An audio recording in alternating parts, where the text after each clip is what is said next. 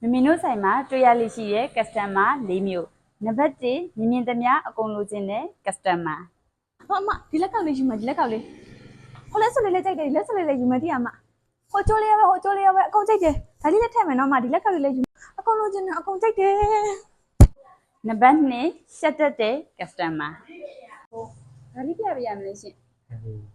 ဆက်ဒါလေးပြပြရမလဲ ဟန်ဂျင်းကြီးပြရတယ်ဗျ ဟိုဟန်ဂျယ်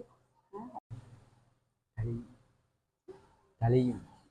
ဘာပြောရလဲကို ဒါလေးယူမယ် ဟိုဒါလေးယူမယ်လို့ပြောတာဟုတ်ကဲ့ကိုဟုတ်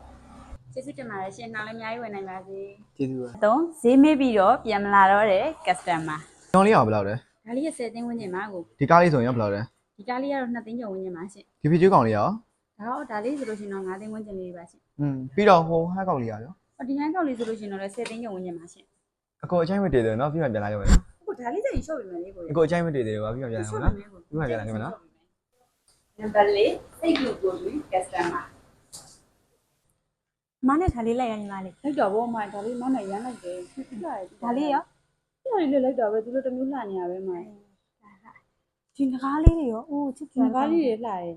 ဒါလေးလာနော် ဒီလိုတန်းတော်လေးတွေလှရရမှာ ဟာအေးဟုတ်တယ်စိတ်ငယ်လေးရပက်ပက်လေးလေးနော် ပတ်ပတ်လေး လာလာဒါလေးလာ ဒီအားလေးလည်းမစိုးဒီကြောက်လည်းတမျိုးလေးပေါ့ အေးဟုတ်တယ်ဒါလေးတော့ချစ်စရာလေးနော် တက်တယ်အမထောင်လိုက်တယ် ဒါလေးယူမယ်နော် အကုန်လိုက်တယ်ဒီကောင်မှဒါလေးအမနဲ့အကုန်လိုက်တယ် ဟုတ်လားညီမလေးအကုန်လိုက်လားအဲ့ဆိုအကုန်ယူလိုက်နော် အဲ့ဒါဘာကြလေးဖွင့်မလိုက် အေး နဲ့နော် ဖွင့်လိုက်ညီမလေးအကုန်လိုက်မယ်တရားနော်